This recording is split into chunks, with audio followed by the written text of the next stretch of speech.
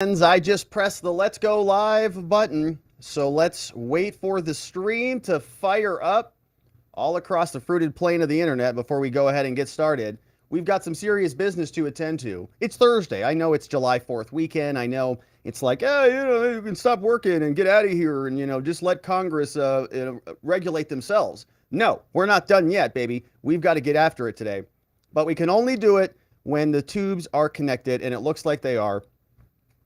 So let's go ahead and get started, shall we?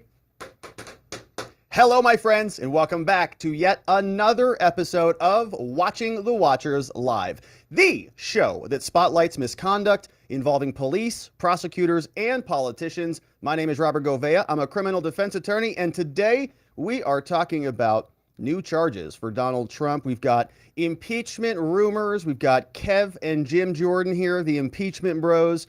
We've got requests for SARS, the suspicious activity reports, and so we've got a lot to get into. In our first segment, I want to take us through some of the updates from our very leaky Department of Justice that has been slowly dripping new information about all of the various Trump prosecutions currently underway, and there's some concerning stuff actually taking place. We've got an idea that more charges are coming on the January 6th portion of this, but maybe it's beyond even just Trump. They might be also prosecuting other people. We'll take a look at that leak that came out to the media.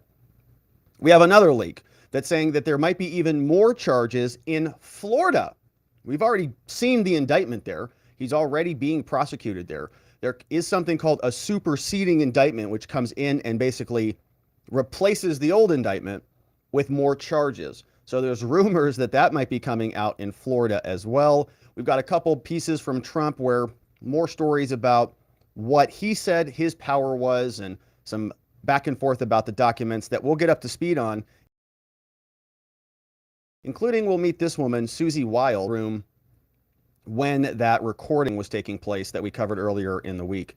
Then we're going to turn our attention to what's going on with Biden's, this IRS whistleblower. We've got these two impeachment bros. We love these impeachment bros, man. Anytime we can get some bros together for some impeachment conversations, we're down for it. But this is Kev and Jim, and they're talking about a guy, Gary, who is the IRS whistleblower. We've learned a lot about. Yesterday, we had a clip from him on CBS, which is just the worst. And we have a longer clip from him today because he went over to, more reliable news network and had a longer form conversation where he explains with more detail exactly what was happening here. And this is a more recent interview. So we'll go through that. Joe Biden gave an interview today, and it was a kind of an awkward one. He just walked out of there. You see this right here. The interview ends. When you're on TV, you're not on a stage. You're in a studio. Not that I've ever been on TV. But, this is a situation where Joe shouldn't really get up and walk away. Kind of just sit there and let the camera fade out. But we'll go through that. Biden was commenting on a return to normalcy, which was shocking to me because I was really surprised that he thinks that this is normal, though what we're doing is normal. We've never seen a prosecution in America of a person's political opponent. Kind of shocking. That feels very abnormal. So he is saying we're going to go back to the normality. We'll see what he said there. Then we have this fun clip from Nancy Mace, representative. She's telling us that they are fired up and they are going to go and find the Biden evidence. So we'll go through all of that. Then there were some pretty serious demands from the House of Representatives that came out this week. We have, this one is from James Comer. There's something called a SAR, which is called a Suspicious Activity Report. And we know, we've talked a lot about this here, Mace and Comer and Marjorie Taylor Greene and other people on the Oversight Committee and other committees in Congress, they went over to the Treasury Department and they were examining all of these different SARs so that they could connect the dots on the Biden criminality. Well, now Comer, in the aftermath of what this whistleblower has said, is now sending a letter specifically to Director of the Secretary Treasury, Janet Yellen, saying we want a lot more information. We want all the SARs from you. We don't want them from the FBI. Give them to us. We also have John Ratcliffe, we're familiar with here, former Director of National Intelligence for Trump. He got asked an interesting question. How compromised is Joe Biden exactly? Because if the FBI knows about the criminality that the Biden crime family is exposed in, We're not really worried about Russian leverage. We're worried about the FBI leverage. And I know that sounds crazy, but it's not. John Ratcliffe is going to take us through this. How compromised is Joe? And Joe Biden had a very interesting clip earlier this week where he said that China is my favorite. I love China. Me and Xi Jinping, man, we were walking around the foothills of the Himalayas, foot massages, back rubs, transactions in $5 million increments for foreign affair activity. Great trips. We love it. So we'll go through all of that. And then lastly, my friends, this was a doozy. This one dropped today. We have James Comer is demanding interviews with different as a result of the whistleblower with different heads of different agencies. And so we can see who these people are.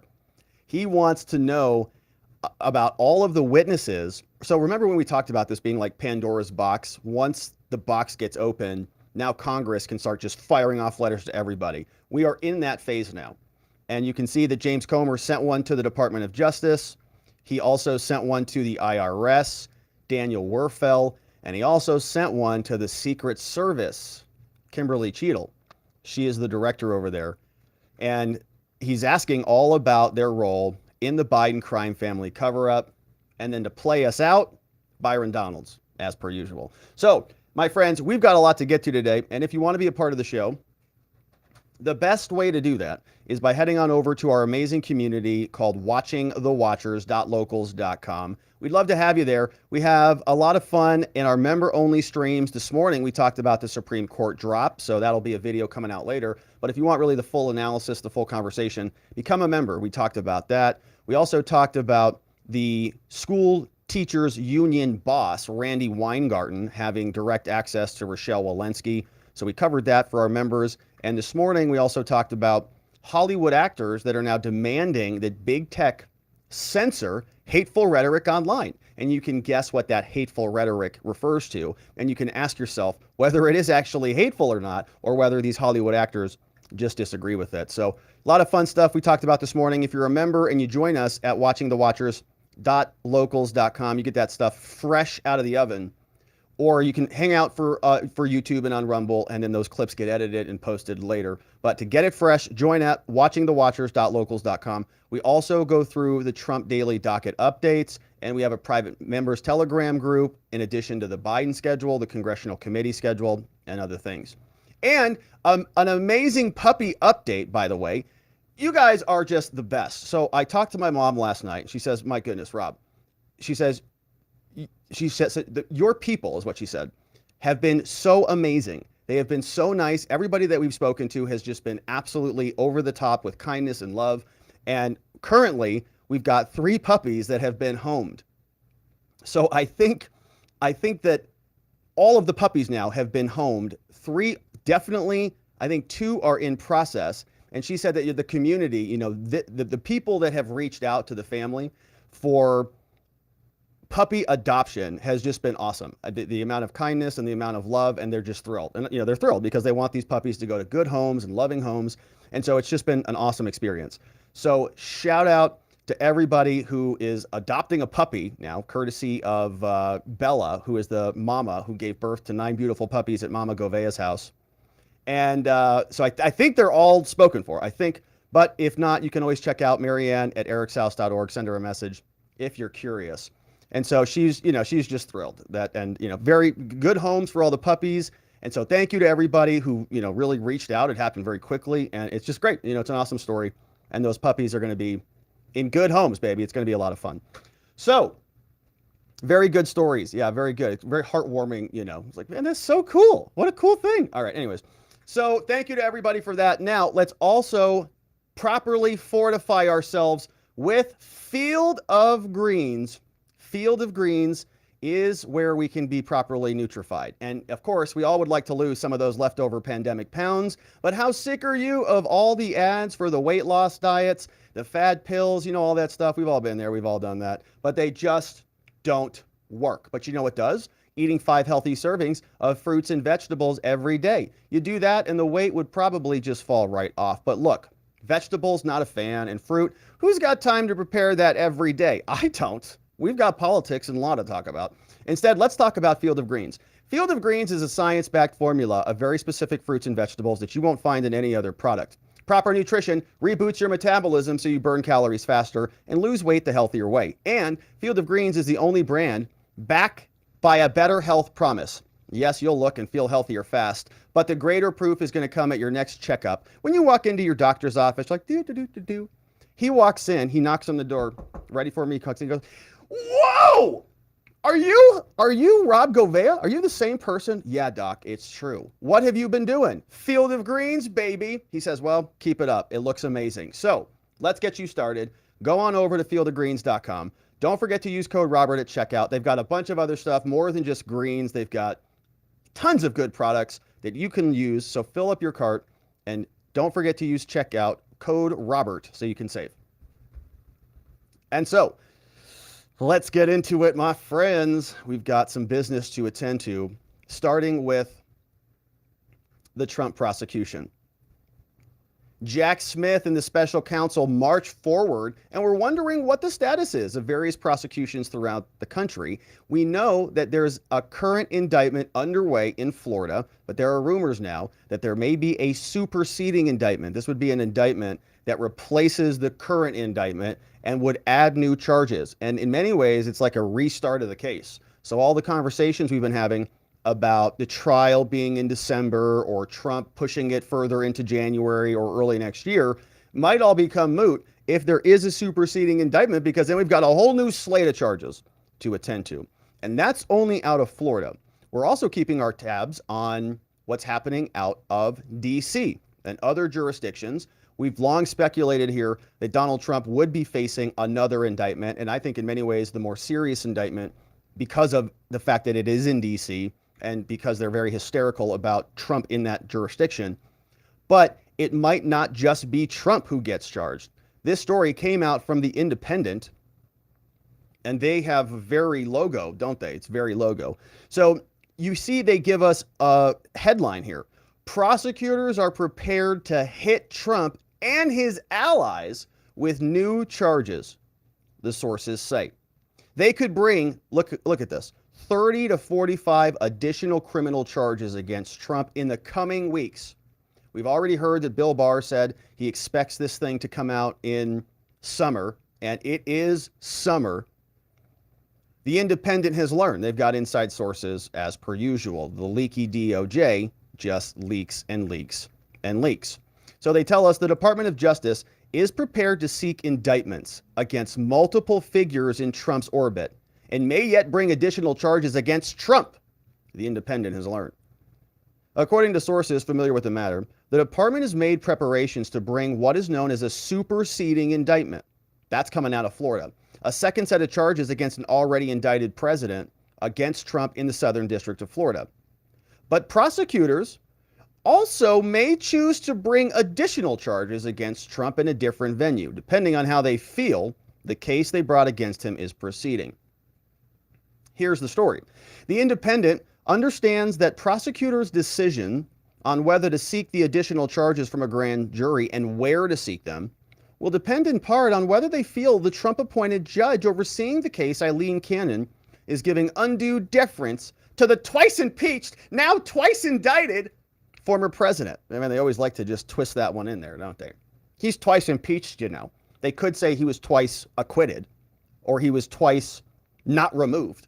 The Senate didn't convict him on either of those. They could have said that twice. Or they could have called it the historic double prosecution of a political enemy, right? They could have changed this in a way, but they are partisan hacks.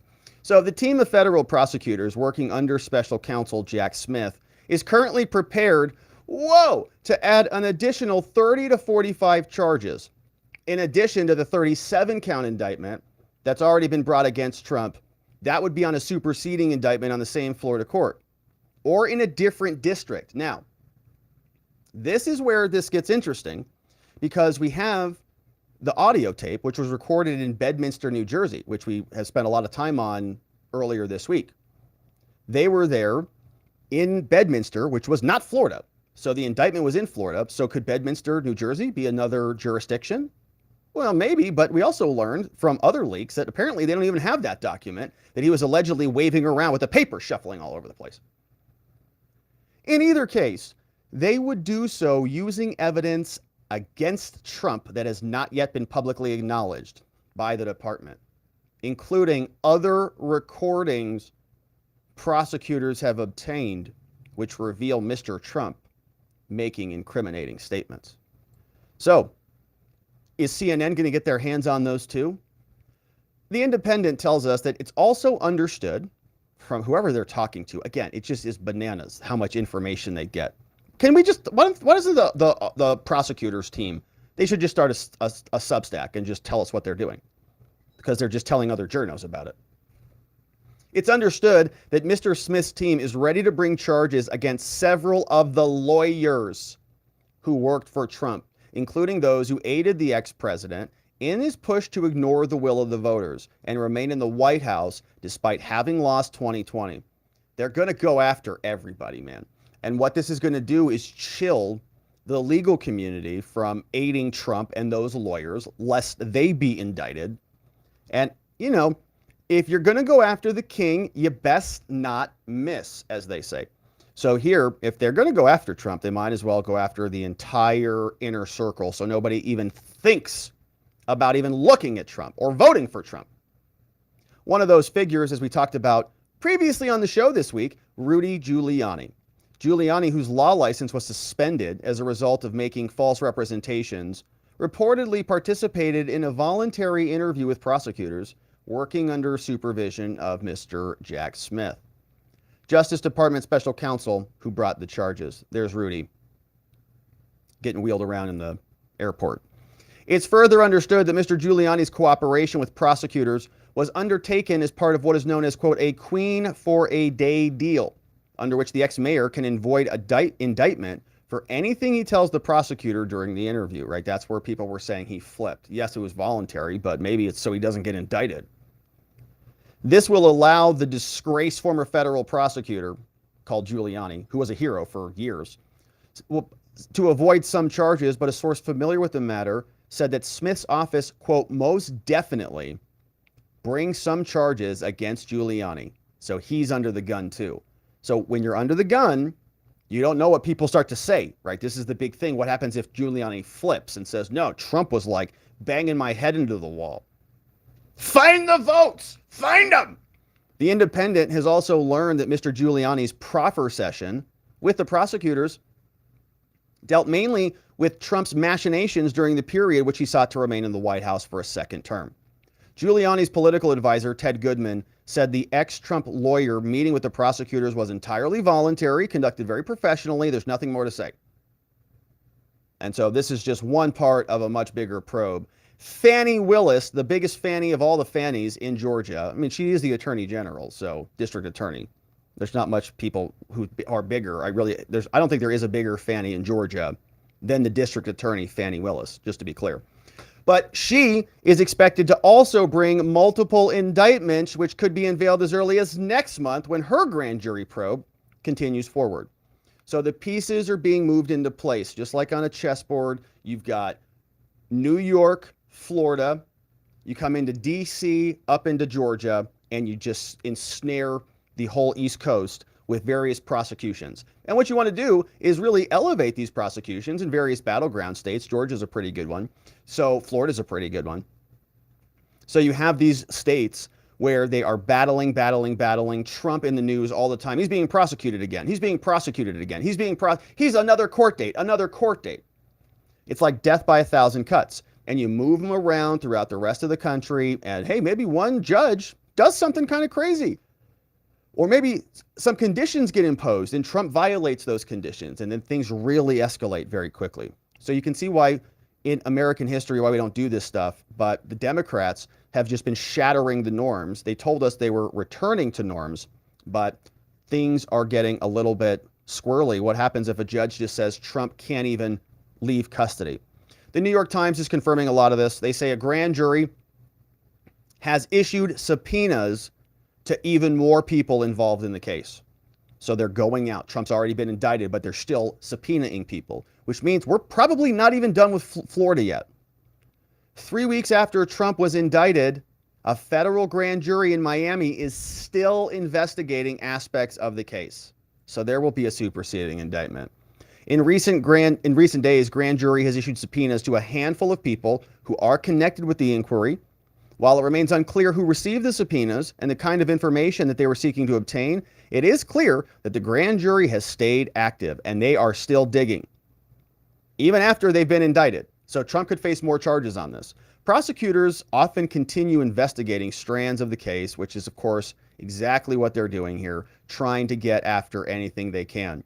We're learning more about who may have been in the room at the Bedminster conversation. ABC News tells us that the top Trump campaign aide was identified as somebody who was in the room. Apparently, her name is Susie Wiles. She's one of Trump's most trusted advisors. And we're all asking ourselves, are these people working with the government? Have they flipped? Are they, friendly witnesses for the prosecution? We don't know. But she's one of his most trusted advisors, was singled out as the PAC representative.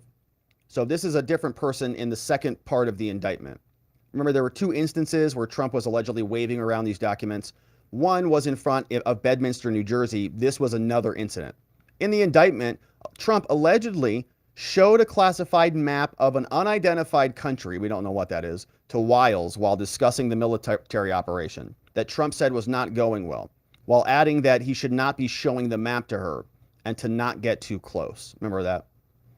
Jack Smith, they say in the special counsel's investigation, is engaging in lies, said Trump's campaign spokesperson, and nobody for the special counsel's office wanted to comment on any of this.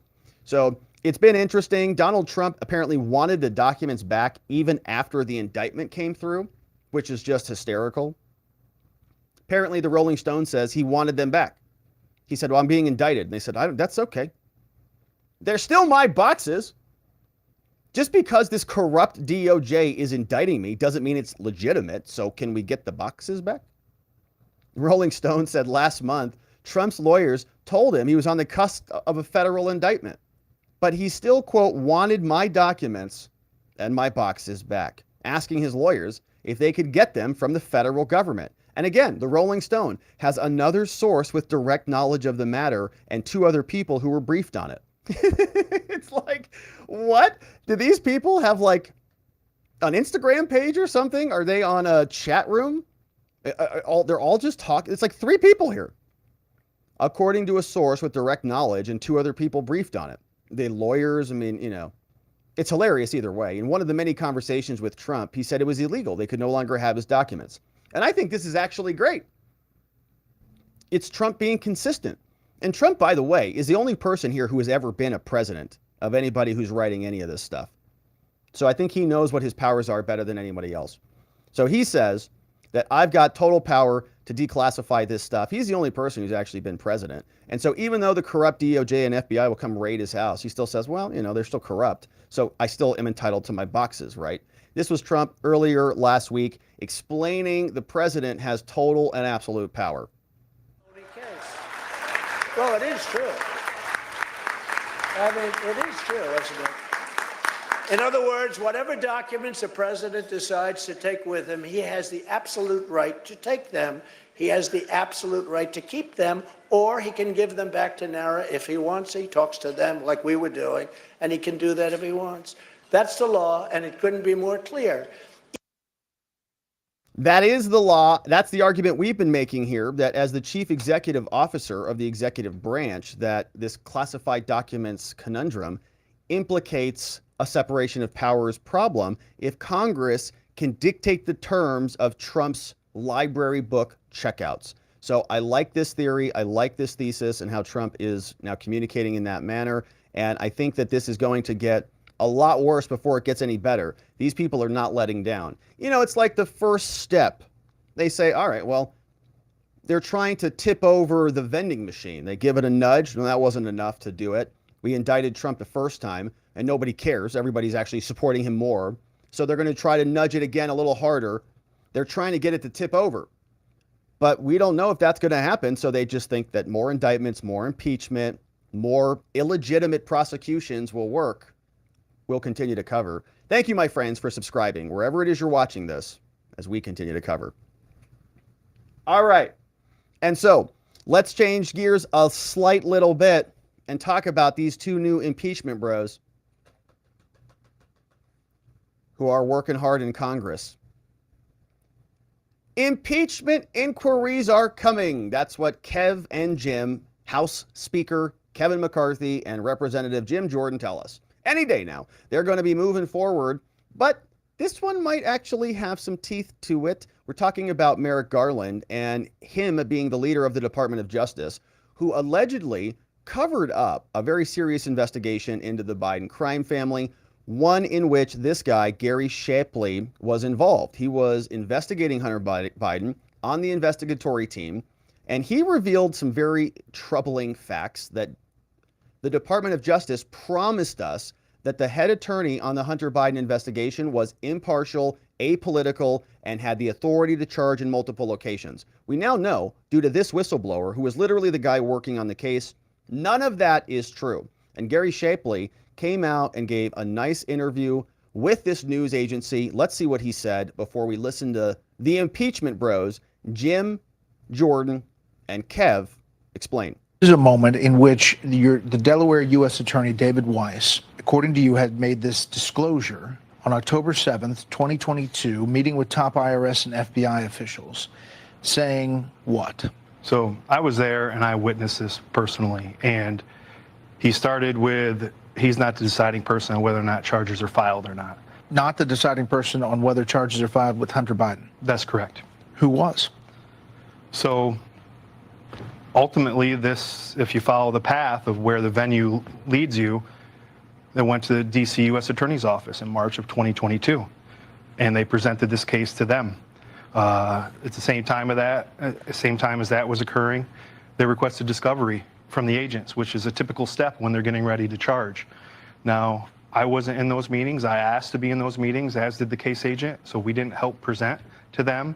But after that occurred, he was no longer looking to charge in that district. Weird. So Weird. that's earth-shattering news. It's a Biden-appointed D.C. U.S. Attorney, Matthew Graves, would not allow him to charge in his district. So I didn't learn that fact until October 7th of 2022, so looking back to March of 2022. And that's when David Weiss, in October 7th, 2022, said that the D.C. U.S. Attorney's Office will not allow us to charge there. And then he added that he would request he requested special counsel authority and was denied. In that meeting, I even had him repeat that because I knew how important that fact was and I wanted to make sure I understood it. You were there. Absolutely shocking indeed. Brett Baer almost is at a loss for words. And just to zoom out on this, because there's really a lot going on here. This guy worked for the IRS. The IRS was investigating Hunter Biden. There was a team of people on Hunter Biden for a long time. We know Joe Biden wins the presidency. They keep this other U.S. attorney called David Weiss in charge in Delaware.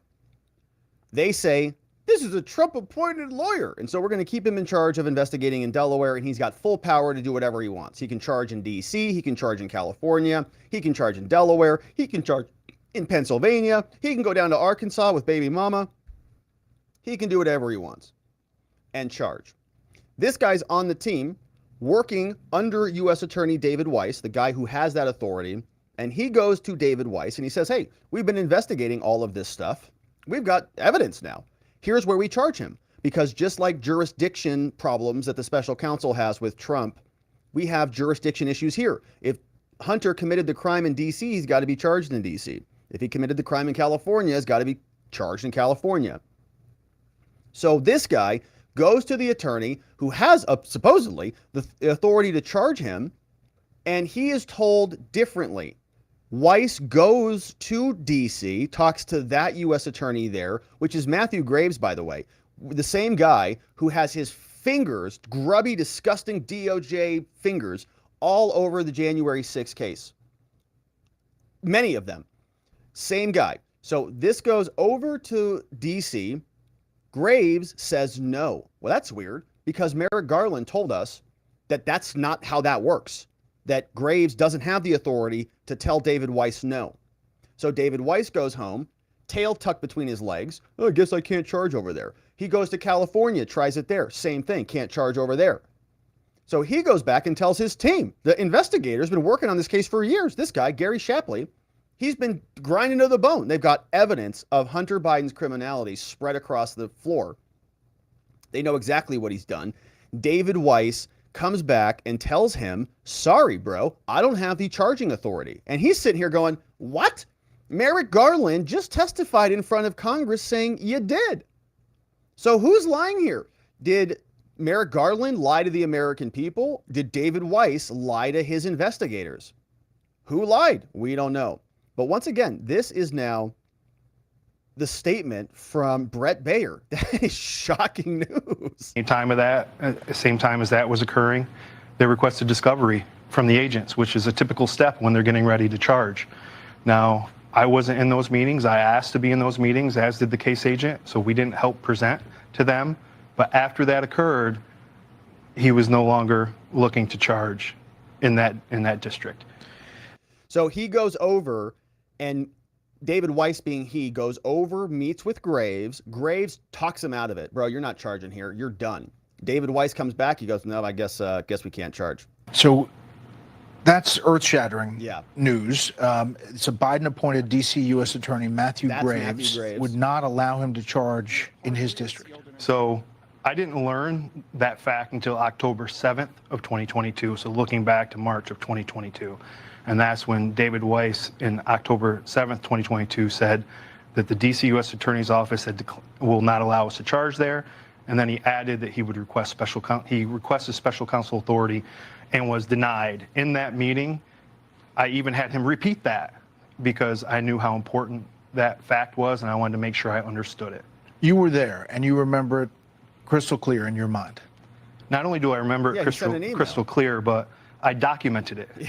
The email, this is an exhibit in the House Ways Means Committee testimony, was when I returned home that evening, I documented it in an email, and it's an exhibit. You can look right on there. We did hear And previously. I sent that email to 2 senior executives, one of which was at that meeting, and I said, is this accurate reflection of what occurred during the meeting? And the response was, you covered it all. So there are other things in that email to include that he needed to go to California, and he had gone to California to request a charge there. And then he even opines that if they decline to allow charges, that he would have to request special counsel authority from the Deputy Attorney General or Attorney General. Which of course they would decline, and that never amounted to anything. So this was interesting because yesterday on the program, we did take a look at this. This is the email that the whistleblower sent to the rest of the people there in the meeting. He said, bullet point 2, Weiss stated that he's not the deciding person on whether charges are filed. Just so we're clear, Weiss stated he's not the deciding person. That's weird because Merrick Garland said the opposite of that. Actually said nobody else had the decision power at all. It was only David Weiss. Why? Because he was a Trump-appointed lawyer. That's what they kept saying to us. And so he said, please let me know if there's anything that needs correcting in this. And look at this. Special agent in charge of the Washington, D.C. field office says, good morning. Thanks, Gary. You covered it all. I'm taking care of the referral. Mike, let me know if you have any questions. In other words, everything you said was true and accurate. And yeah, David, he didn't correct that. He didn't say, no, I didn't hear that. No, David Weiss actually does have charging authority. Didn't come up at all. So it is shocking because Merrick Garland told us the literal exact opposite of this. For years, they told us, it's a Trump-appointed lawyer. He can do whatever he wants. And they tried to paper over this as though it was legitimate. We all knew it was illegitimate. But we would not have known that. They would have gotten away with it if it wasn't for that meddling Gary Shapley. Here are the impeachment bros, Kev and Jim Jordan. And they're very serious about this when they post up together like this in the same interview. This is pretty serious, man. This is pretty serious business. Normally, it's just one of them at a time. But they were sitting around in Congress. Kev says, hey, Jim, have you seen this whistleblower news? And Jim says, yeah, I have. That's crazy. What should we do about it? Kev says, I got a crazy idea. Let's record a video. And Jim says, like, what do you mean? Like, go on Hannity? He says, yeah, but different. Let's do it together. And Jim says, Kev, are you crazy? We're going to do a side-by-side on a TV interview? Like you're my lawyer? I don't know if that's going to work. And Kev says, Jim, don't worry about it. I'm the Speaker of the House. And Jim says, you're right, Kev. I'll follow your lead. And so they came out on Fox, and this is what it looked like. Someone has lied here. If we find that Garland has lied to Congress, we will start impeachment inquiry. But you have to understand what we found out. First of all, I've got to thank these three chairmen. What Jim Jordan, what Comer has done, what Jason Smith has done, we wouldn't know any of this if we didn't win the majority. We would not know any of this if we didn't start the weaponization committee that Jim Jordan runs over. There are people now that are lying, and think of what transpired. They let the statute of limitation run out, 6 years. These are the most serious allegations that he would get prosecuted over, but also remember, this is the timeline when his father was serving as vice president. Very interesting. You know, what else they wouldn't have been able to find is any of this had the whistleblower not popped out. You know, these Republicans come out like they're doing an amazing job, and I do appreciate the Republicans, but let's be clear. Without this whistleblower, without this guy just popping out of the woodwork, and shout out to Gary Shapley and Mr. X for doing it, we would know nothing about this, right? Or, you know, we would still be twisting around with the FD 1023 and all of that stuff. So this is amazing. And the point is, we need a handoff, okay? We need a handoff. Shapley, the whistleblowers, these people who come out, are really risking their entire lives and livelihoods for coming out and speaking out against this administration. And if you read through the transcripts, both of these people were long-term IRS people, highly credible, highly legitimate people. And when they come out and step across that line, we need the ball to be caught by the other side. And so I keep hearing about these impeachment inquiries, and I keep hearing about how angry they are. And I do appreciate the joint venture here for this tag team appearance on whatever show this was. But we got to have a little bit more than just talk. Hopefully the pressure stays up. I do like the fact that Kevin McCarthy is here, joined by Jim Jordan, as the pressure stays on them. But the question is, what does the Biden administration say about any of this? And what are other Congresspeople doing? Nancy Mace says, we're going to get to the bottom of it. Don't you worry about it. But Joe Biden also spoke. And what was very curious about this whole ordeal is that he was asked about the norms. We know that Biden is really not campaigning because he has a hard time talking and moving. But they are waging a political campaign based on the prosecution of their political enemies now. That's really the only strategy they've got left. And so what is the narrative going to be in 2024? And they're going to talk about values, you know, and about what a good man Joe Biden is, which is curious because there are open allegations that he was embezzling, stealing money in illegal quid pro quos from foreign adversaries, but okay. So he's going to talk about values. But what really stood out about this clip to me was the concept about norms, normality, that this is a normal environment that we're living under with Joe, and that a return to the Trump era where we didn't have people hanging off of airplanes evacuating Afghanistan, where we didn't have a new world war developing on two fronts, one in Europe, one in the Asian Pacific theater.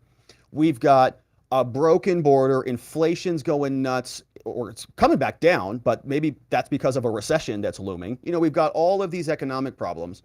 And we have this new situation where we have what allegedly, according to him, is an equal standard of justice.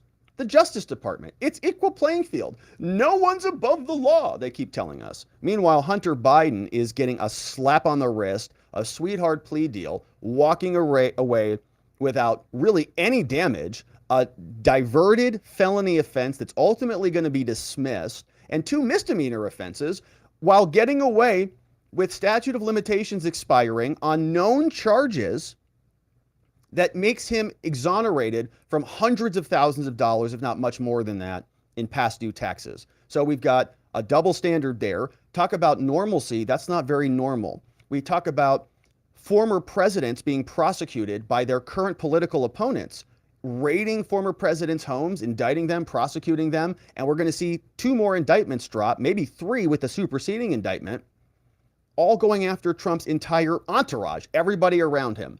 Is that normal? This is a return to normal? They have the CDC and justifications to expend and extend student loans, wasting away at the Supreme Court. We've got all sorts of violations of our First Amendment rights, our property rights, with the CDC saying those are our houses now, and so on and so forth. So for these two people, this person on MSNBC and Joe Biden, for them to be sitting here saying, wow, things might get really bad if we go back to Trump, is nuts, but they do. This is what it looked like. And this is live. Joe Biden went on a live show. Amazing. Again, is sort of this reverence for the institutions and the norms. And I guess the bet is that the public will see the difference between you and should you run against Donald Trump again, someone that actually not even just Donald Trump, Ron DeSantis wants to completely direct investigations. You see how that goes? So it's not just Trump. Right. So for all of the DeSantis people out there who think that DeSantis is more electable or whatever it is, they're just going to reassess their crosshairs right over there. Whoever it goes to after Trump, it's just going to, oh, Trump's done. Perfect. Next over to DeSantis. They're already telegraphing it. We know that's coming. But that DeSantis is now going to direct investigations. And Trump has promised that he's going to go out and clean house. That's why James Comey is squirming in his little pantalones over there, because he's afraid that Trump is going to come in and target him because they targeted Trump. So they asked Joe this question. Think that your next message to the country, the contrast is even sharper than the soul of the nation. You've got the other party openly running on politicizing the rule of law. Politicizing the rule of law. They're openly running on that.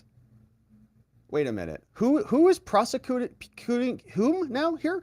Joe is prosecuting Trump. His DOJ is exonerating his son. We have whistleblowers coming out saying that every person was wanting to move forward except the people who could actually make the decisions. It's as corrupt as it can be. And they're worried about Trump now, saying that he's actually going to prosecute the bad guys. Well, the answer is, I think it's going to be a major issue. You may remember, I know you remember because you've spoken about it. When I ran for 2020, I made a speech on the threat to democracy, and I made it in Philadelphia at Independence Hall. And a lot of the press said, what's he talking about this for? A lot, not just the press, others. Why is he talking about this? It's not a kitchen table issue. That's right. But guess what? 66% of American people thought it was important. Correct. They worry about it. They do worry about it. About what values? And I think that it's important that they know that my value set is very different than this new MAGA Republican Party. And I really did think. What, corrupt plea deals for your crackhead prostitute using son? Those are your values? Exonerating him while other people rot away? Remember, Joe Biden passed the 1994 crime bill, the big drafter of that. And we had the 3 strikes laws and mandatory minimums and all sorts of things. There are men and women sitting in prison because of their crack use right now. Hunter Biden is not one of them. Those the values he's talking about? Look, I know you're going to think I'm a little naive here after all these years. Yeah. But I have great faith in the instincts of the American people. So do I. I really do. Yeah, I think a lot more people are going to see this. They pulled the wool over a lot of people's eyes because they were panicked and fearful of COVID and Trump mania. But now we're getting to see a lot more about Joe Biden's facade, behind the scenes, about what he really is involved in, and people are waking up. Now, Joe Biden had a little difficult time at the end of this interview. And, normally at the end of a TV interview, the camera just cuts over to this woman and they just say, hey, blah, blah, MSNBC, Pfizer, whatever. And so then the person who's being interviewed just sits there. Joe Biden didn't follow that protocol because he doesn't really do a lot of TV interviews. Normally, they just move him from room to room, put a teleprompter in front of him. So this is a little bit new and unusual for him. Well, and the ones that didn't vote for your bills but run on them. That's right. Mr. President, thank you. Thank you. Thank you very Nicole, I much. appreciate It's great to have you. It's great to have you. Thank you. Don't go anywhere. It's a very exciting day around here. We'll have reaction and analysis to everything we just heard. All right. So that's our president just walking on out of there. All right. Have a good show. Have a good show. See you guys. All right. And you know what was so funny about this? is that she says, don't go anywhere. You know, she's talking to the audience, but it's just like one of those things that happens. She says, don't go anywhere to the audience, but she's also kind of talking to Joe in a weird way. Don't go anywhere, Joe. Well, and the ones that didn't vote for your bills but run on them. That's too. right. Mr. President, thank you. Thank you. Thank you very Nicole, I much. appreciate It's great to have you. Thank you. Thank you. Thank you. Don't go anywhere. It's a very exciting day around here. We'll have reaction and analysis to everything we just heard. Oh, no. So he's having a difficult time over there. And, you know, they just played it off. All right, that's fine. So Joe Biden walks on out of the room. Don't go there. Don't go anywhere. All right, so here's Nancy Mace. Now, she's a representative in Congress. She's saying, we are fired up. We're going to go get all of this. Here's what she says. She's a member of the House Oversight Committee. First of all, Congresswoman, thank you for helping us on the radio. That's point number one. Indeed, even what... Well, I want to make sure that Chairman Comer of the Oversight Committee has the power to continue this investigation. He's done a great job. I trust him more than I trust the DOJ. To your point, I don't know why it's covered up. We've seen the stonewalling that's been happening, the obfuscation of information in this investigation. So I want to make sure that we can follow this through wherever the facts take us. And the facts are pretty damning, Larry. You know, I just noticed, I guess this morning on Fox and Friends, Speaker Kevin McCarthy said he would look favorably. Do we have a soundbite on this? All right, here, we'll play some sound, Nancy Mason, in case you didn't hear it. Okay. We don't have sound. Okay, somebody whispered one thing to me and then they whispered another. All right, I'll just talk to you directly without any intermediaries. That's what we love about live TV. So Speaker McCarthy basically said that he would look favorably or might look favorably on an impeachment of Merrick Garland. But I thought the point, if and when. Well, in this case, we absolutely, the Oversight Committee needs to win public opinion and show overwhelming evidence of corruption, of fraud, money laundering, racketeering, bribery, you name it. And so the Oversight's investigation must continue on, and then charges would be referred out from our committee. But this is a very substantive, a very serious investigation because Comer's a very serious guy. This isn't just for sound bites. I mean, we're finding real information. We're connecting the dots. We've shown through FBI documents of a potential bribery scheme that has been happening. And then when you corroborate it with other emails and text messages from Hunter Biden's laptop, we have to follow this thing through. And we don't have a lot of time. And so we've got to get bank records, subpoena more bank records in foreign countries, because the one thing that the Ukraine executives were bragging about, they said it would take the U.S. government 10 years to find where the money came from and where it went. We don't have that kind of time. We have about 10 months that we got to wrap this thing up and show the American people what really happened. Is the banking evidence and the so-called suspicious account reports from Treasury, which is real stuff. I mean, it's not like Camp Hillary Clinton making up stuff. This is real stuff from the Treasury Department. Is that sufficient, do you think, to investigate Mr. Biden on the charge of bribery? Is that sufficient, or will you need the so-called Burisma oligarch who was on the lam? Last I heard, he was at the gambling casino in Montenegro. That's sort of a joke, but it could also be true. But in all seriousness, the tapes. You need the tapes, or is the banking records enough? We need tapes. We need bank records. We need everything, because we need to show overwhelming evidence of corruption, of bribery. I believe that's where we're going, but it's going to take money. It's going to take time. It's going to take us working with other countries to get that information, because some of this started obviously overseas, and we've got to get cooperation from those banks overseas to get those records to show the evidence, because just basing this off of the suspicious activity reports will not be enough. It's not enough clearly for the mainstream media, but we want the American people to see everything that we've seen and show them where the money came from, where the money went, who didn't pay taxes on that money, and who is corrupt, because Biden is the last name on there. And there, I would imagine, several family members, including the President of the United States. And this will go wherever the facts take us. It is going to be a long road. I know how frustrating it is. And, you know, it is many layers deep. And I don't doubt for a minute, we've seen some of the actual financial transactions. We saw exactly how many different LLCs and fake shell companies Hunter Biden and his entourage created for themselves, and it was a lot. So that's done intentionally. Plus the foreign bank accounts and foreign rules. It's really going to be a complex thing. It would be nice if we had the FBI or the DOJ investigate this so that this could be an ongoing process. But we know that they've done their so-called investigation. They've covered the whole thing up. They are trying to paper it over. And now Congress has a limited amount of time in order to get this done. Certainly, there is a political purpose behind some of this, but it is, I think, on point. It's a political purpose to expose that a leader is not qualified to lead. It's beyond just Hunter Biden and political smears. It's showing that Joe Biden was directly involved in this. Hunter was just the bagman. So Congress and the impeachment bros say that they are now seriously considering it. We'll wait and see. But Nancy Mace was telling us about James Comer and how serious he is. And now we're seeing some activity on this one. Representative James Comer from the House Oversight Committee is now demanding that the Department of Treasury hand over the SARS, the suspicious activity reports that allegedly implicate Hunter Biden in a lot of the financial transactions with foreign entities, as many say that Hunter was the bagman for Joe in his quid pro quo deals with foreign agents.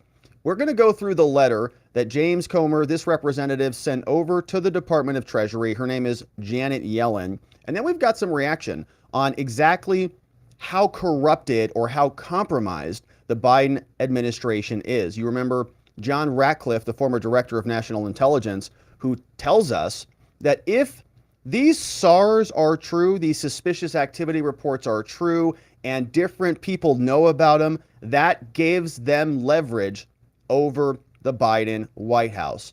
And we already know that a lot of this money came from CEFC. There were text messages from Hunter that went over to a business executive. The next day, they woke up with a $100,000 business transaction back into Hunter's bank account. And Joe Biden lovingly talks about China very regularly. One of his favorite places, him and President Xi Jinping, they do each other's nails when they're colluding to bankrupt America. So before we read the letter that went over from the Oversight Committee to Janet Yellen, let's see what James Comer had to say about it as he explains this and what it means.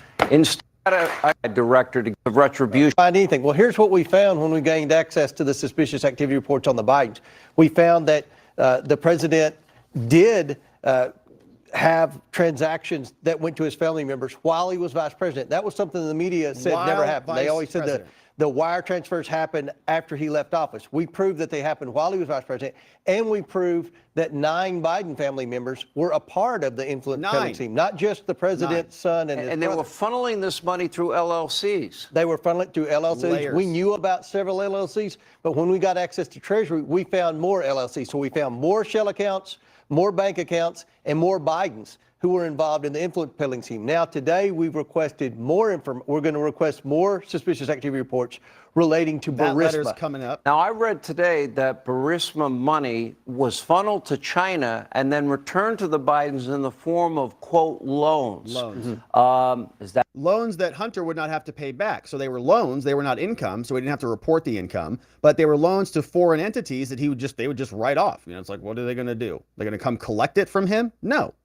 They're going to ding his credit for illegal bribery loans or something? No. So they're loans, he just doesn't document them, pay taxes on them, and the loans go away. Very nice little scam. to avoid taxes? Is that a forgivable loan with no interest, like we had heard might have happened with $5 million? Do we know anything about that? All we know is in the Form 1020, the FBI Form 1020, the 1020 or 1023? 1023. Okay. The oligarch bragged that investigators, it would take 10 years to find all the different transactions that they that they used to launder the money to the Bidens. So we think they used through loans. We think they transferred through other countries. We think they transferred to stocks. We requested stock accounts in addition to bank accounts. So we're going through this, but we also have information that would. What about FTX and crypto? Lead us to believe there's information in suspicious activity reports where banks realized what was going on. They are pretty quick to catch money laundering. And that's what all the banks did in the previous suspicious activity reports. They detected But these are money LLCs laundering. that were not legitimate businesses. Right. They And were the there to banks knew receive that, money and redistribute money. Absolutely. Fair statement? And when you set up a They were fake companies like Rosemont, Bohem's, Harvest, and all the different names were just like permutations, like Rosemont Seneca 1, Rosemont Seneca 2. Like, what are you creating all these LLCs for? To create and open bank accounts, to move money around. That's basically it. And to put different stuff on letterhead, get business addresses, and then do transactions. You don't need them for anything else. And if you layer them all on top of one another, then you've got that money goes to this money, to that bank in that country, to another company in that country that's just formed there that maybe the IRS doesn't know about. So we're seeing stuff that we have eyes on. Think about all of the other stuff that was taking place in all of the other foreign countries. It's like impossible to grab all of that. Bunch of shell companies for the sole purpose of laundering money. That's called racketeering. The banks knew exactly what the Bidens were doing. That's why they filed so many suspicious activity reports against the Bidens. What we're requesting now are suspicious activity reports relating to anyone that was involved in Burisma, because we believe this will help us track the $10 million that the oligarch said he sent to both Joe Biden and Hunter Biden. So you're the chairman of the very powerful and important House Government Reform Oversight Committee. Now, what do you make of these WhatsApp messages? The Bidens are the best I know at doing exactly what the chairman wants from this partnership. Now, that's a message from Hunter to this Chinese energy company chairman that he's talking about. And they ended up getting, you know, what, a week after that WhatsApp exchange, $5 million? Less than a week. It shows that this president's compromised. That's why we're investigating Joe Biden. We believe there's a reason that his family's received millions and millions of dollars from our adversaries, including China.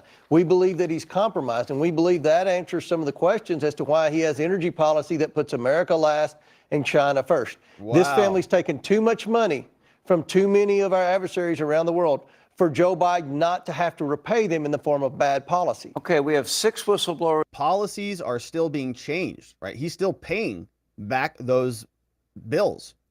Going before the House Ways and Means Committee, and you're in touch with all of this. Absolutely. Okay. What do you make of this other WhatsApp message? I'm sitting here with my father, and we would like to understand why the commitment made has not been fulfilled. Tell the director that I would like to resolve this now before it gets out of hand, and now means tonight. He's like doing, I want to say, and he goes on saying, or personal with my father. Out in the House Oversight Committee is that Joe Biden set up all of these deals initially. He was not only did he know about them, he was a central figure in them. There's no way China's going to send $5 million to Hunter Biden because he threatened him in a text message. It's because Joe Biden had met with him first, and he had promised him things. He'd either already delivered and wanted the payment, or he was going to deliver. And the whole business model that China was using the Bidens for was to be able to take Chinese money and start buying as many industries and as many businesses in America as they could, because there were barriers to entry. Hunter had no experience. Nobody had access to regulatory people. He had ability to exercise leverage, and that's what this was all about. They needed a good representative on the United States end to clear the lane for these Chinese entities to go gobble up whatever they wanted to gobble up. And Joe Biden is apparently still making good on those orders. China placed a big order, I'm sure of it.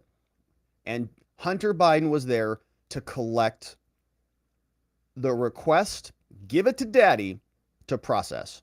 So this is the letter from James Comer that went over to Janet Yellen, Department of Treasury, the secretary. Signed by James Comer. You see, he's asking for more stuff. The chairman on the Committee on Oversight and Accountability, staying on top of these people, doing a great job. He says, Dear Janet, the Committee on Oversight and Accountability has reviewed government documents that allege that President Biden, while serving as vice president, solicited and received a bribe from a foreign source in return for certain actions. These allegations are consistent with the committee's ongoing investigation of the Biden family's foreign business transactions. Transactions that subpoenaed bank records that they've got their hands on have revealed allowed Biden family members and associates to profit over $10 million from foreign sources, which should be all over the headline. I mean, it should be all over the media. $10 million unaccounted for what? When he was vice president? It's nuts. In bank records. The committee is investigating the allegations it has reviewed and seeks documents from the Department of Treasury, including the SARS, the Suspicious Activity Reports from the Financial Crimes Network. They say the committee seeks to craft legislation aimed at the deficiencies about ethics laws and disclosures for VPs, presidents, and their families. The committee is concerned that foreign nationals have sought access and influence by engaging in lucrative business relationships with high-profile political figures and their immediate family members, including Biden's. The committee is investigating the national security implications of a candidate's immediate family members receiving millions of dollars from foreign nationals, from foreign companies, from foreign governments, without any oversight at all. Current financial disclosure laws and regulations do not require non-dependent family members of senior elected officials to provide any info to the public. Right? So currently, there is a giant hole in disclosure stuff. You just give it to your kids. China can just give Hunter whatever he wants and he doesn't have to disclose anything. The committee now is seeking meaningful reforms on government ethics and disclosure that will provide necessary transparency into a president's family member's income and immediate relationships. And so, because we intend to craft legislation, we need disclosures. And in order to prevent this, we need to know how certain transactions were structured in a way that evaded oversight. If Congress is going to patch this hole, we got to know how the hole was exploited. And we know that Hunter Biden exploited the holes. The committee is examining whether certain reporting requirements are required. They also want to strengthen the Bank Secrecy Act, Anti-Money Laundering Act. The committee wants to draft this legislation so that we can discourage family members from capitalizing from foreign adversaries and relationships with them. And so, in order to figure out how this hole was punctured by the Biden family, we're going to need all of the SARS in Treasury's custody. Obviously, we have a legitimate basis for passing legislation. We certainly don't want a president or a vice president to be able to exploit their office through their family members. So we need to know more information about these people. Information from Burisma and all corporate affiliates and subsidiaries thereof, including Brokiti Investments. We want the SARS, so the suspicious activity reports that the Treasury Department has their hands on involving Burisma. Anything that is search all of your SARS, type in the word Burisma, give us whatever comes back.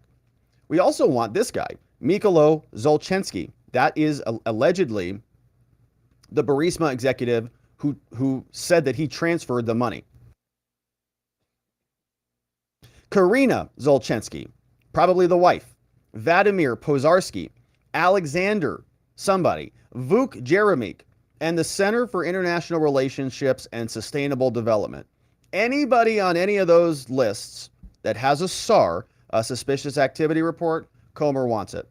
They say we have broad authority here under House Rule 10, and we demand this information. Thank you for your prompt attention. If you have any questions, let us know. Sincerely, your friend, James Comer, the Committee on Oversight and Accountability. And so obviously a lot of people were involved in those transactions. We saw all those various names.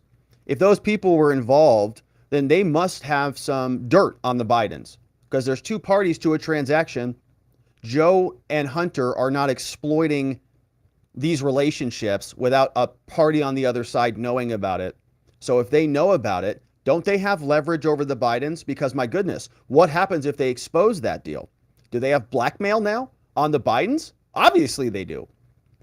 And we know this guy is named John Ratcliffe. Very impressive gentleman. And he used to be the director of national intelligence for Donald Trump. Asked a curious question. Given what you know as the ODNI, the person who is kind of the hub of all of the intelligence agencies, they're all like spokes, and he is the director, the hub.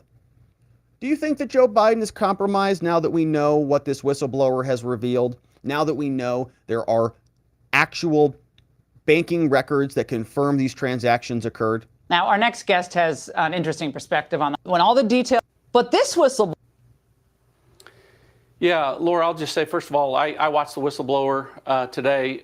Credible, competent, and everything that he said added up, made sense, consistent with Department of Justice and U.S. Attorney Manual policies, whereas what Merrick Garland said simply doesn't add up. And you mentioned the fact that I was U.S. Attorney. So, but two things really stood out from what the whistleblower said tonight in his interview.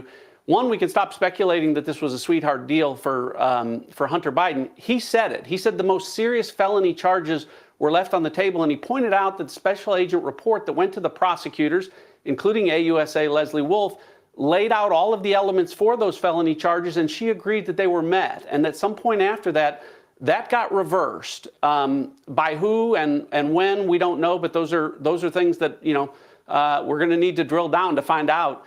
But really the most compelling thing that he said, Laura, was when he talked about the fact that this WhatsApp message that reveals Hunter Biden shaking down Chinese officials associated with the Chinese Communist Party for millions of dollars, that WhatsApp message, he talked about the fact that they authenticated it through Apple. They obtained it through Apple. So think about that when they were seeking these search warrants that you were just talking about, relating to trying to get documents about these financial transactions involving China and Ukraine and other places and Hunter Biden, the FBI agents, along with IRS agents, were affirming that information was credible, that they had probable cause to seek that.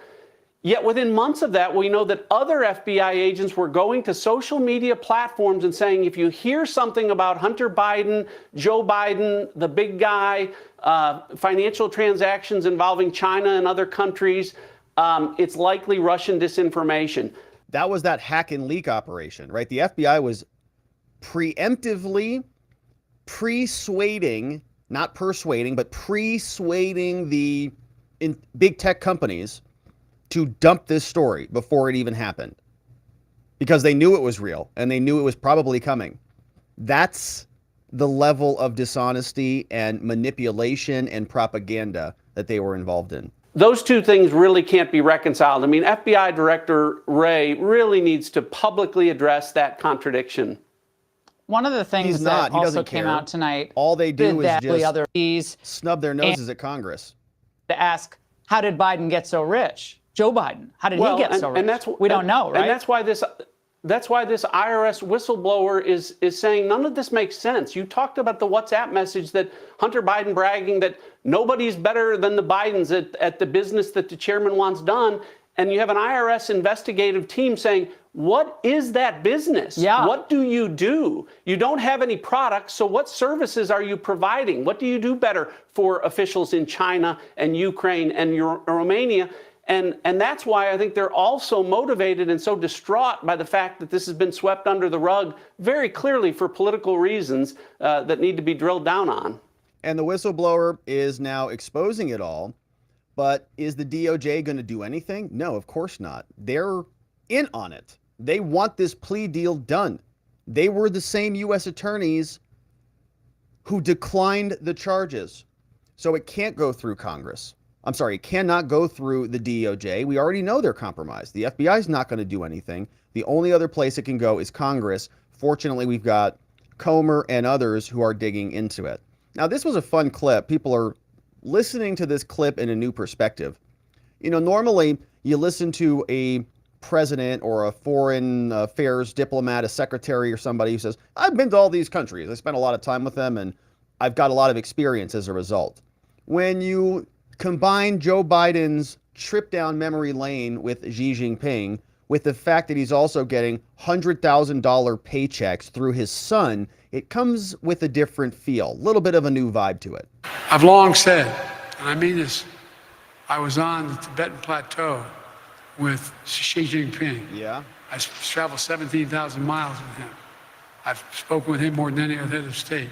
Yeah, because it started when I was vice president, and President Hu was the president, and he was the vice president. We knew he was going to be successful. Yeah. It was inappropriate for Barack to spend that time with him, but I spent a lot of time with him. We know. I met alone with him, just he and I and a simultaneous interpreter 68 times, 68 hours, 68 times, more than 68 hours. By the way, I turned in all my notes.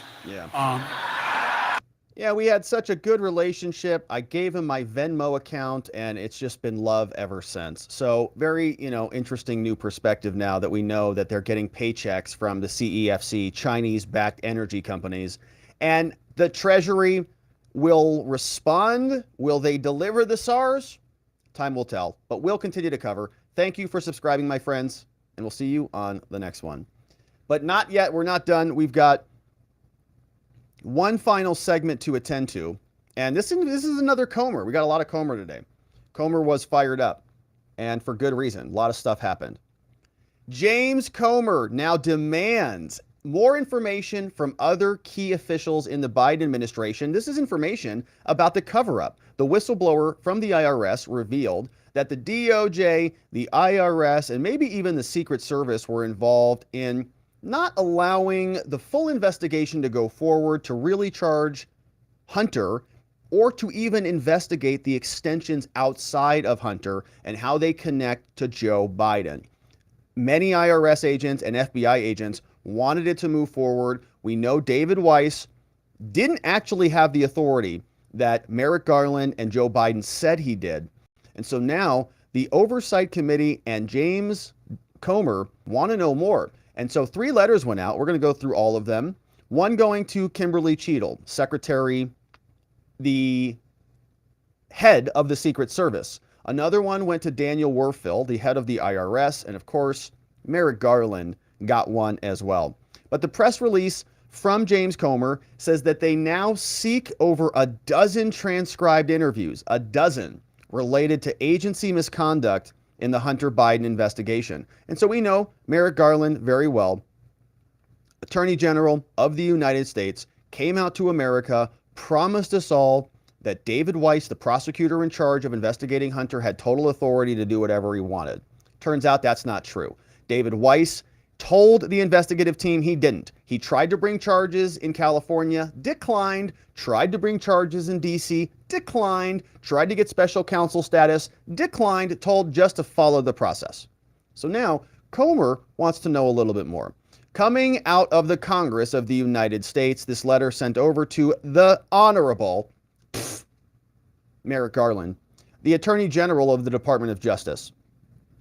Comer says, Mayor, our committees are continuing to conduct oversight of programs and operations of the DOJ and the IRS. Recently, we got startling testimony from an IRS whistleblower, 2 of them actually, raising serious questions about the department's commitment to even-handed justice, so-called, and the veracity of assertions made by your department.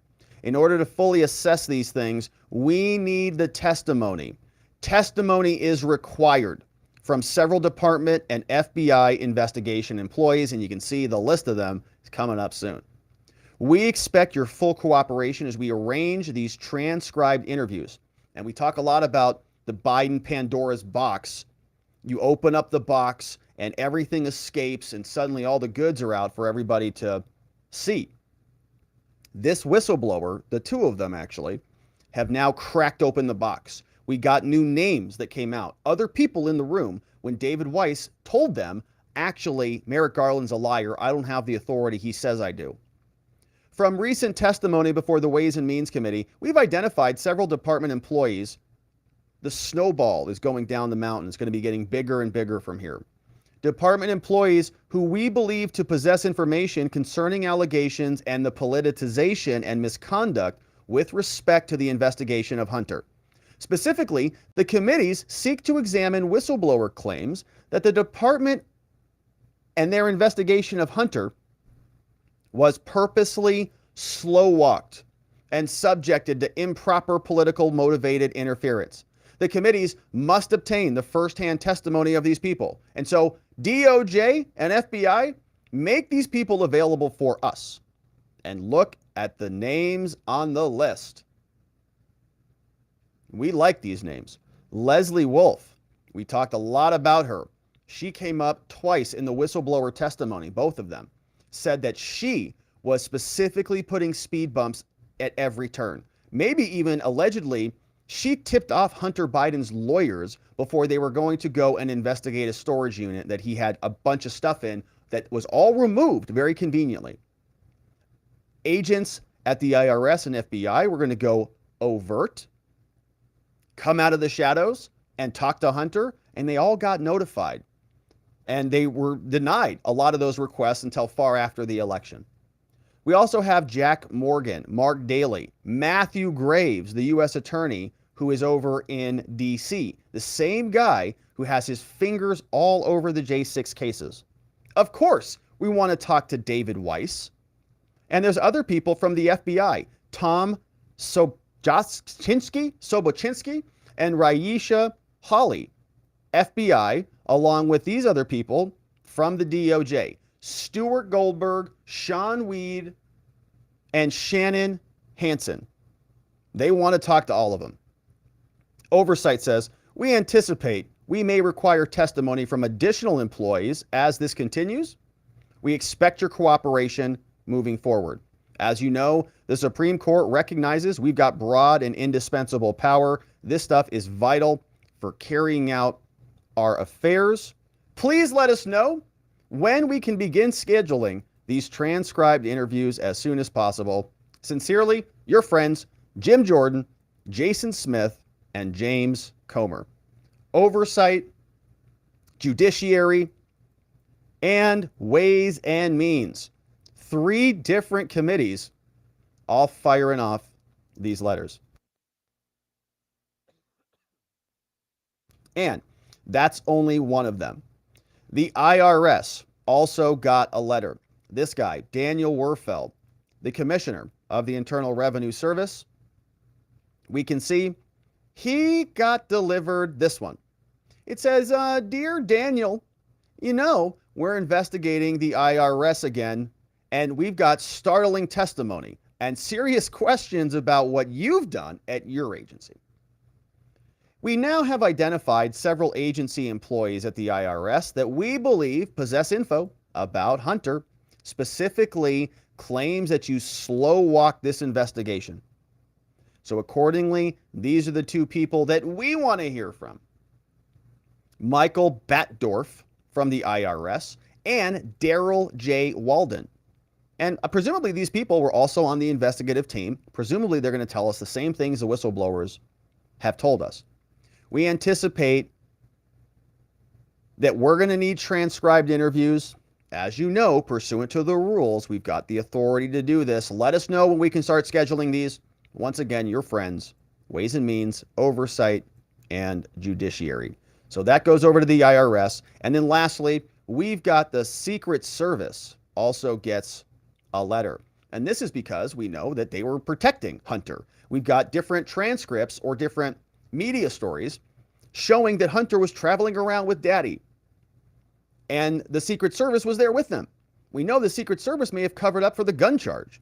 So they get another letter as well. Here's what the Secret Service got. Miss Kimberly Cheatle. They say, Dear Director Cheatle, you know, our committee is also investigating you in addition to the IRS and the DOJ. And we've got startling testimony that implicates your employees. And so we expect your full cooperation. From recent testimony, we know that specifically a whistleblower claims the following. On December 7, 2020, a whistleblower was informed that, quote, that FBI headquarters had notified Secret Service headquarters and the Biden transition team about the IRS Criminal Division's plan to interview Hunter. IRS is working with the FBI. FBI, the headquarters, goes up the chain of the command. They notify Secret Service. And then they also notify the transition team about their efforts. The whistleblower says, you know, this essentially tipped off a group of people very close to President Biden and Hunter, and it gave them an opportunity to obstruct their approach to the witness. Literally obstructing an investigation. All right. The FBI maybe in cahoots with the Secret Service, obstructing the underlying agent's actual investigation to protect their boss. There is also evidence of the DOJ's investigation of Hunter being slow-walked for political purposes.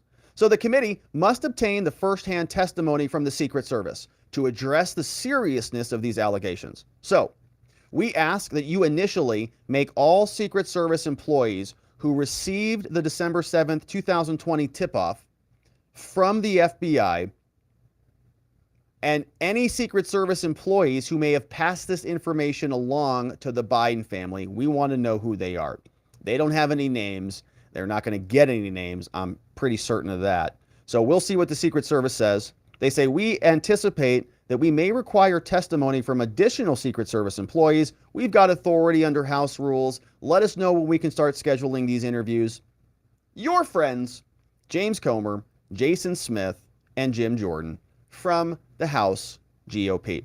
So 3 letters went out: IRS, DOJ, and the Secret Service. And James Comer explains why this is necessary and some more details about this cover-up. What did you think of Gary Shapley's interview last night with Brett Baier? He said he was very frustrated. His team was hindered. And he said, he said, we're trying to investigate Hunter Biden. The DOJ prosecutors directed investigators to avoid asking questions about the big guy. We just heard in that report. I mean, this is another example of the Department of Justice meddling to have a cover-up. This is a cover-up of public corruption at the highest levels. Yeah. And if you go back to when we brought the general counsel for the National Archives in for a transcribed interview in the House Oversight Committee, they said the DOJ told them to stand down. We have FBI whistleblowers that Senator Grassley and I have worked with that said they were told to stand down on this investigation of Biden bribery. Now you have 2 very credible IRS whistleblowers who have said the same thing. They started finding those shell companies that we've disclosed in the House Oversight Committee, and I think they were on number 5 or number 6 out of 19, and they were told to stand down. So we have a situation here where our federal government has been involved in a cover-up. It's generated by the Department of Justice, and it continues with this Hunter Biden plea deal. I mean, this is a slap in the face of every American who works hard and pays taxes and believes in our system of justice. Well, the president tries to vilify every chance he gets why he needed 87,000 more IRS agents because the rich have had it too good for too long. Here's Gary Shapley talking about the real amount that he knows that Hunter Biden. I mean, that's going to exceed $20 million. The way they set these up in these shell companies, these LLCs, they were deducting basic living expenses as business write-off when there was no business. There was no legitimate business. For example, Owasco was supposedly Hunter Biden's law firm account, but he didn't practice law. But that was an LLC for his law firm. That's where he wired money. There's suspicious activity reports where he wired the escort services. He paid his sex club dues in California, and he was paying for the pornography site, which is what triggered the IRS investigation to begin with. It was an audit not of Hunter Biden, but of a pornography site.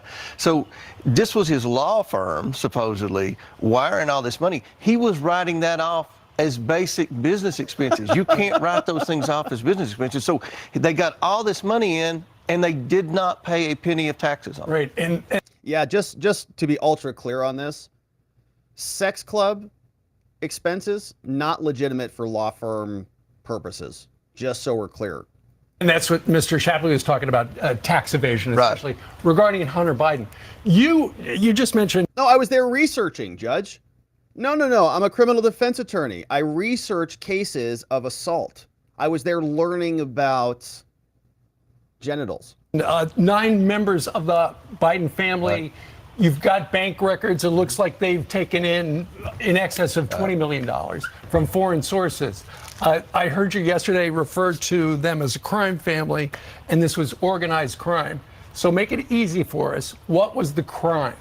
Well, the crime is trading policy for money. Which policy? Well, we're going to get into that. I mean, look, Joe Biden has, on day one, he changed our energy policy in America that put China first and America last. He went in on day one and ended the China Initiative, which was an investigation at all our public universities of a very organized Chinese spy ring where China was sending students to universities to steal our research and development. So you're saying because members of the Hunter Biden family and the extended Joe Biden family got money through various foreign entities, including things from China, that the president is compromised? Absolutely, absolutely. How's he compromised? He's compromised because he's taken so much money from China.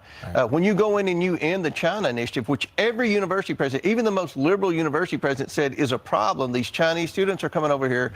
You go in a research lab in any university, whether it's in Kentucky or in an Ivy League school, and there are Chinese students in there. They ended that because they said that was racial profiling, that was discrimination. But the university presidents, even the most liberal ones, wanted that. They ended that. That's an example of a policy decision. What else have you found? Because the panel has identified 6 policy decisions that indicate he may have been compromised. We also think that he fired the prosecutor in Ukraine. He bragged about it. He bragged about it. He's talked about it. That was beneficial to Burisma. That's what the bribe in the FBI Form 1023 was all about. They wanted to get Joe Biden to terminate that prosecutor because they were wanting to come to the United States and start an initial public offering, and they couldn't do it if they were under investigation in Ukraine. Wow, amazing. What did you think and of- Joe got it done exactly for them as needed. And he's on tape saying that. So, you know, you don't need all of these different deep connections, as we know. You don't even need audio that is related to an indictment. You can just come up with loose connections and just throw them in indictments, and that's sufficient for indictments, according to Jack Smith, the special counsel, who we all told is like this genius Terminator from the Hague. So now we've got Byron Donalds saying that we're going to get to the bottom of this. We're just getting started. And so hang tight, everybody, because more will be revealed. Well, even as this information has been coming out, oversight has been hard on the case, led by James Comer. We've been tracking this information down, trying to get it down. We've also been bringing people in and actually interviewing them under oath to get a full picture of what's actually occurred with Joe Biden and his son and his brother Jim. And let's not leave out Jim. I know he's not a crackhead, but Jim Biden's involved in this as well.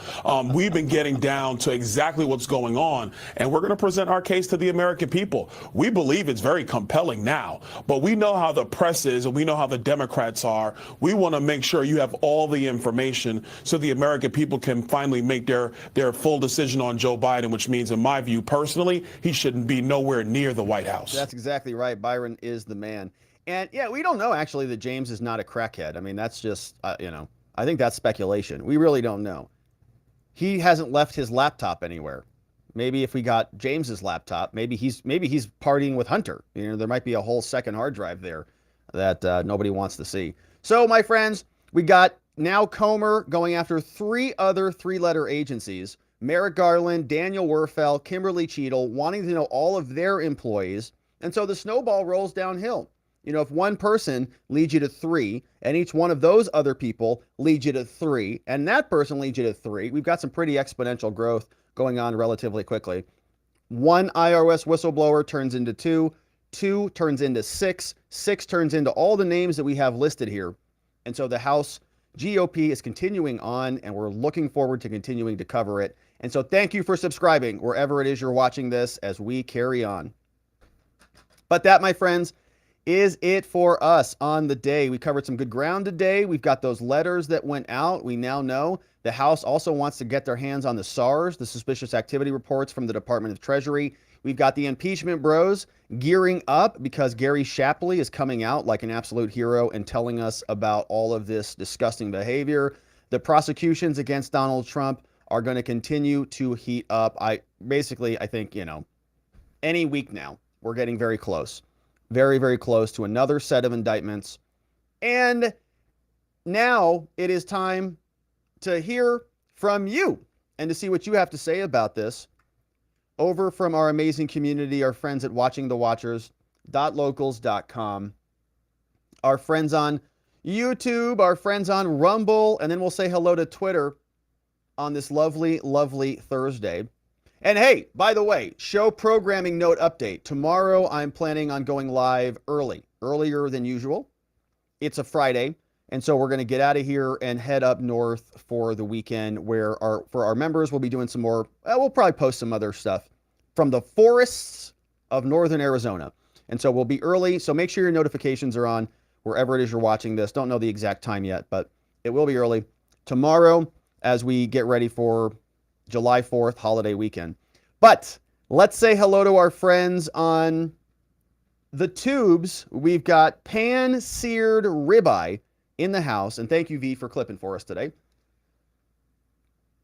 Says, when bill collector calls and asks you to find the money by a certain date, we don't assume he's asking you to rob a bank or criminal activity. Yeah, that's true, right? Yeah, so if Trump calls and says, hey, find the votes, he's not saying go break the law. He's just saying, have you done your job, essentially? Have you done your due diligence? Go find them.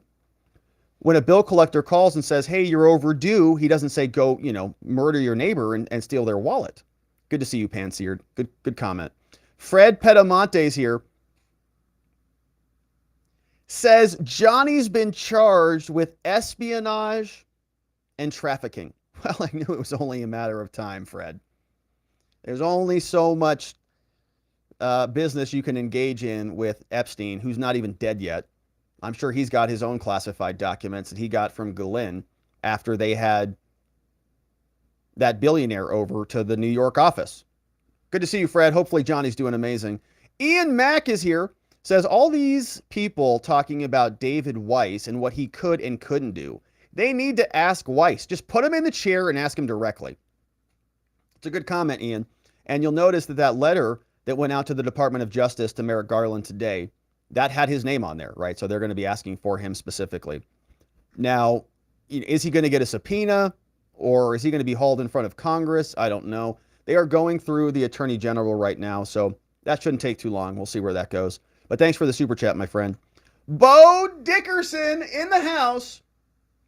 Welcome to our amazing supporter level status, Bo. It's great to have you aboard. We do a lot of fun stuff. We really try to deliver for our members here. We do a lot of, morning extra streams. We cover a lot of other stuff. We have a private Telegram group. We check the dockets in the mornings. It's a lot of fun. So we're grateful that you joined. This is the first one in the house from A Boy Misunderstood.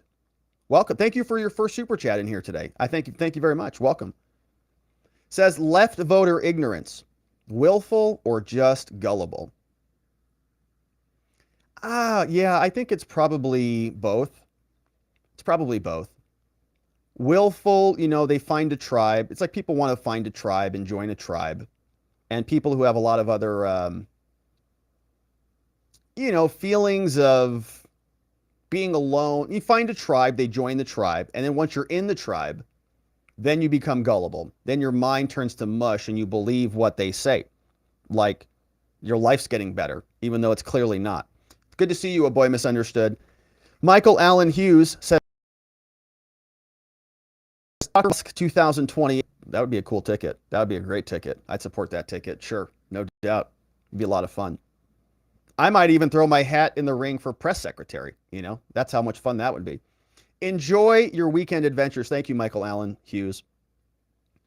We'll be posting some updates. So I'm going to bring some camera gear and we'll do some walk and talks and it'll be a lot of fun. And so good to see you, Michael Allen Hughes in the house. Hey, Penny Whitbrot is here. Says Nurse Penny here. Nurse Penny's on Rumble, by the way, if you're not already subscribed. Great channel over there. Says, Robert, can the House of Representatives assign a special prosecutor for the Bidens, or would that prosecutor still be under the DOJ's control? Yeah, fortunately for American democracy, unfortunately for what our goal is here, is no, it's only a DOJ role. So you can't have, like there's something called a bill of attainder, which would be like if Congress, like think about it this way. Think about if Congress was still in charge, the Democrats were still running Congress. What if they just criminalized Trump? They just said, Trump's a criminal. And so we're just going to vote him guilty. Like they just voted him guilty, right? Like they could have done that. They can only impeach him, right? Because that's within the structure, like within the jurisdiction of the government. But what if they just said, we're just going to convict him of a crime just by vote without any due process or, equal protection or the presumption of innocence? That would be called a bill of attainder. And so we really don't want that, right? That's prohibited in the Constitution. So we deliberately delegate all of the prosecutorial authority over to the executive branch so that they can execute the law, because you want that separation. You don't want the people who make the laws to also be able to execute the laws. That's where you get into some major corruption, like we're seeing right now. So the structure is the DOJ executes the law. They would have special counsel. Anything else would be a bill of attainder and would be unconstitutional. That's why when we go through these letters, Penny, they are regularly reiterating the legislative purpose behind their requests. They cannot turn into pseudo prosecutors. That would be unconstitutional. So they say, no, it's just to pass legislation. So that's how they get around it. Great question. David Nelson says, thanks for the entertainment from the 199 Legion. From the 199 Legion. Thank you, David Nelson. Is that the $1.99 Legion? I appreciate that very much. Thank you, Daniel. Hey, man, every bit counts, and I appreciate that. Thanks for being here and for joining in on the fun. Naz Amar says, John Solomon says he received a burner phone that connects to Hunter. He called thinking Hunter would answer, but actually Joe Biden answered. So I'm going to have to verify that one. That's a pretty amazing story. John Solomon over at Just the News does some great reporting. Is that real? Like, don't even tell me that's real. So that's just amazing. Thank you for that one from Naz Amar. So I'm going to check out Just the News when we're done here and see what that's up. See what's up on that one. We've got the Chugi Show live. Looks like they might have a YouTube channel over there. The Chugi Show says, can the committee ask Hunter to sit for questions? They could invite him. Yeah, I mean, they could invite him. Obviously, that's not going to happen. But could they subpoena him is the question. And I don't know what authority they would have for that. That's a good question. Because, like, they can threaten him, but what are they going to hit him with? Like, they threaten... Like they ask like Zuckerberg to come in voluntarily. He comes in because they threaten legislation that's going to hurt Facebook. But what are they going to do to hurt Hunter? What leverage do they have to get him to come into Congress? He wasn't in any official capacity. So they could ask him, but I think he would just decline. We had this one from Ned Frankly. Says, thanks, Robs and mods, but not Zulu. Good to see you, Ned. And we love Zulu in the chat. We know Zulu likes to needle people from time to time, but still we love Zulu. But Ned doesn't, and that's okay. You don't have to. You know, this is a free chat. You're allowed to like and dislike people. That's okay.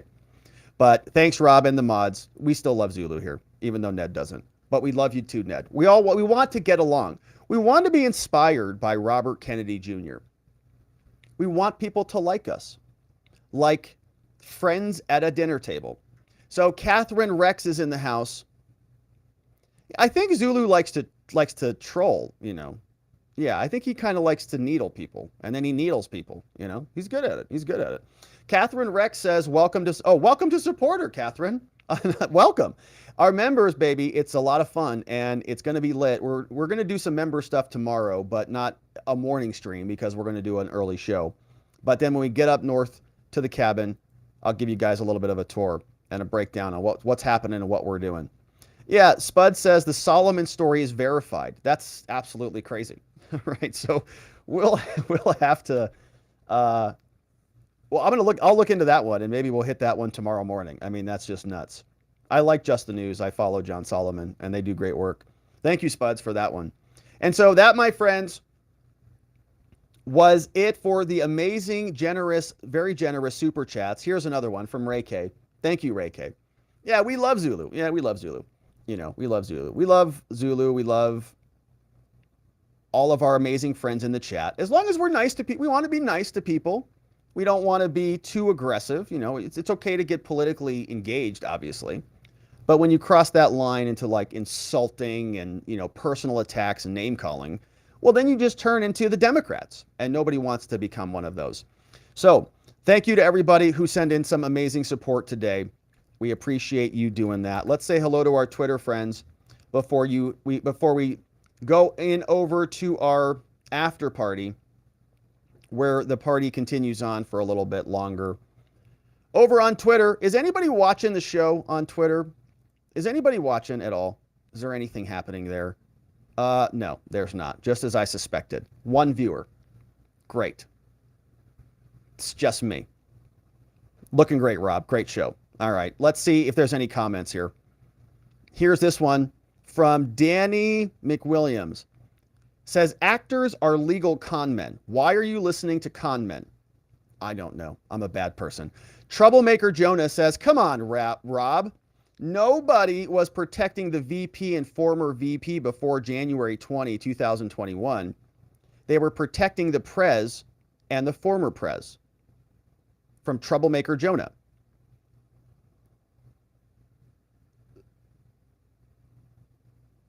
I don't know what point that, so, oh, maybe that was on the FBI comment. I still think the FBI, I remember reading that the FBI contacted the Secret Service who picked up the gun. There's some conversation about that. But you're right. I mean, there was a separation there. In 2021, Joe would have been VP. Although, do VPs get Secret Service protection after the office? I don't know. Did Hunter ever go to China without his dad? Probably. I don't know the answer to that. And did Joe ever go to China without Hunter is another good question, which I don't know. But those were our friends on Twitter. And by the way, we are now going to be posting our videos. Look at this. We're already doing it. Check this out. So on Twitter, you can join communities. When you go to this community tab, you can see this is the Twitter communities. So it's this button right here. It says communities. And we have our videos now. We have a Watching the Watchers community now. And look at this, 32 minutes ago. We just posted the update. So we're going to be posting our videos now on Twitter, but it's not like a channel. It's in our community. So go over to Twitter if you'd like to join Watching the Watchers, and you can now watch the videos. And they look like pretty good face, the highest, pretty good quality too. Nice job there, Elon. Looks pretty good over here on the screen. And so other people like Woodchip Bill are in there, and we'd love to see you join us. So just go over to Twitter, search for Watching the Watchers in the community section, and jump on in there in the conversation. Should be a lot of fun. Cool. I'm glad that's all working. David Nelson says 199 cross-pollination, have fun all. From David Nelson in the super chat. Thank you for that one, David Nelson. As we wrap it up here, my friend, I appreciate you sending it. And I think that is it for us on the day. We are sticking around, going over to watchingthewatchers.locals.com for our after party. And so we'd love it if you joined us. If you joined us on YouTube as a member, you can grab the Telegram group private link by going into the community tab, grabbing the link from there. Also, before we wrap up, don't forget to get your Field of Greens, courtesy of our friends at fieldofgreens.com. Save 15% with code Robert when you check out. And remember, the vegetables, they want to be eaten, my friends. If you like this mind map, you can create your own by going to spotlightlawyer.com/mindmap. Get access to this mind map software, create a free account. It's all very good stuff. Also, want to thank the mods and the meme smiths who mod down the fort for the day. Thank you to Vienticus Prime, K-Bean in the house, Just Cause, Playin' Hooky, our friend Ronnie Cole, Zulu, Beyond Geostars, Zach Nichols, John Allen, Janek909, Dog Digger, and Donut Mind Me. We also want to thank our friends Sleepy Dog Lee, Geegum Geegum, and Nathan N810 over on Locals. But that, my friends, is it for us on the day. I want to thank you for joining us. Another reminder, tomorrow will be early so that we can wrap up the day soon and head on out of here, get up north, get out of the heat for a little bit. But my friends, thank you so much for joining us. I hope to see you in the morning so that together with your help, we can shine that big, beautiful spotlight of accountability and transparency down upon our system with the hope of finding justice. Members, stick around. We'll be back in a minute. Everybody else, make it a beautiful night. I'll see you right back here tomorrow. Bye-bye.